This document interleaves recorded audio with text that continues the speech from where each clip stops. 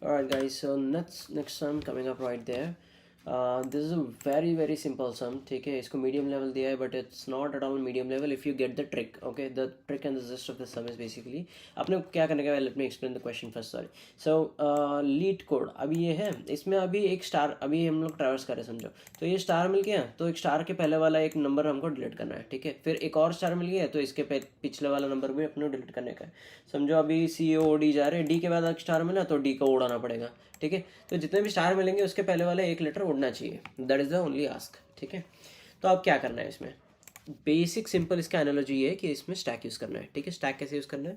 अभी समझो हम लोग ऐड करते जाएंगे, एल को ऐड कर रहे, ई को ऐड कर रहे, टी को ऐड कर रहे हैं. स्टार मिला तो लास्ट वाला जो लेटर है उसको, मतलब जो रिसेंटली एडेड लेटर उसको पॉप कर दो. That's the solution. ठीक है, अब मैं बताता हूँ आपको कैसे सॉल्व करना है. तो मैंने एक स्टैक लिया है. ठीक है, फिर उसके बाद मैंने क्या किया है, मैंने स्ट्रिंग के इसको कैरेक्टर में ट्रांसफॉर्म करके मैंने चेक करा इसमें एक करके कि अगर वो सी स्टार है तो उसको पॉप कर दो. ठीक है, यानी कि पहले वाला जो स्ट्रिंग स्टैक है अपना, स्टैक में से एक कैरेक्टर को पॉप कर दो.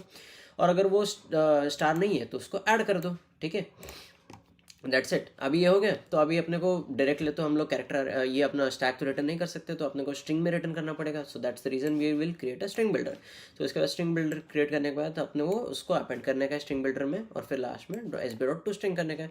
सो बहुत सिंपल सम है, बट इसमें मैं थोड़ी सी चीज़ें बताता हूँ, जैसे कि मैंने क्या क्या गलतियाँ की है अभी. सबसे पहली गलती तो ये थी कि मैंने यहाँ पे पहले डबल कोलन वाला लगाया था. ठीक है, let me show you that. So it was double colon, which was completely wrong because we are comparing characters not string. ठीक है, तो ये वाला गलत था सबसे पहला चीज़. Secondly, I did not use this and instead I directly had this thing right here, but इसको यूज़ करना था. एंड देन हाँ, यहाँ पे स्टैक में मैंने पुश नहीं किया था, मैंने ऐड डाला था, विच वॉज बिकॉज मुझे सिंटैक्स उतना याद नहीं था स्टैक का.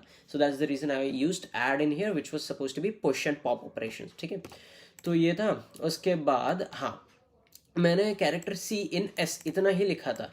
डॉट टू कैरेक्टर अरे कौन लिखना भाई, ये एक चीज़ मैं भूल गया था. ठीक है, तो ये एक चीज़ याद रखो कि एस डॉट टू कैरेक्टर अरे है, तो उसमें से कैरेक्टर अरे में से हम लोग एक कैरेक्टर पिक करेंगे यहाँ पे. ठीक है, so that is the one thing which you need to remember.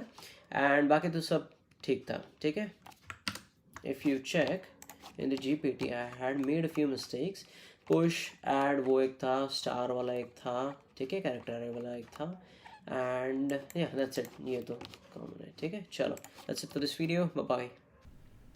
Alright, so as you might have already watched this part, and I'm going to show you the optimized trick for this in order to get 75 near to 75. Okay, तो अब करना क्या है.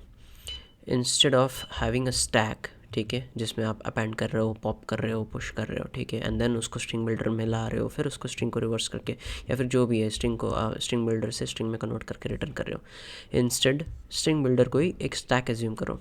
ठीक है, उसी में क्या करो, वही सेम कंडीशन है. अगर स्टैक एम्प्टी नहीं है, यानी कि स्ट्रिंग बिल्डर एम्प्टी नहीं है, तो and C equal to star है तो उसको डिलीट कर दो. ठीक है, डिलीट कैरेक्टर एट, ये सिंटैक्स याद रखो, ये स्ट्रिंग बिल्डर का है. एंड क्या डिलीट करना है, लास्ट कैरेक्टर, तो लेंथ -1 यानी कि last character. If not appended, that's it. And lastly return S B dot to string.